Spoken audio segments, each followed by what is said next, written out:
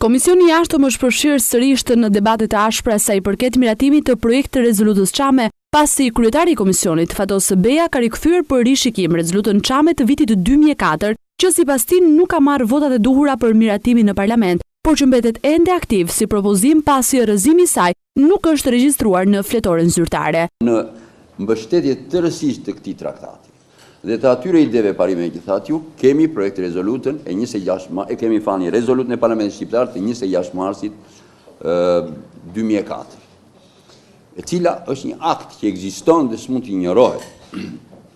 Unë jam i vetëdijshëm që aty ka një problem për ju si nismëtar. Unë e kuptoj që është një vështirësi për ju si nismëtar, sepse nuk është qarkulluar publikisht për fat keq, sepse dhe unë kur po shikoja materialet e mia, kërkova ta certifikoja dhe e pata vështirë për legjetur. Dhe ky është problemi. Idrizi akuzoi ish-kryetarin e parlamentit e Servet Pëllumbi, ndërsa shtoi se ky rast është i paprecedent dhe duhet hetuar. Ne sot u vendosëm para disa fakteve të cilat mungonin dhe në analet e parlamentit shqiptar. Është totalisht e papranueshme, e çuditshme dhe ka nevojë për një hetim parlamentar, ajo që ka na u servir sot dhe që ka ndodhur në projekt rezolutën e paraqitur nga shoqata Çamria në vitin 2004.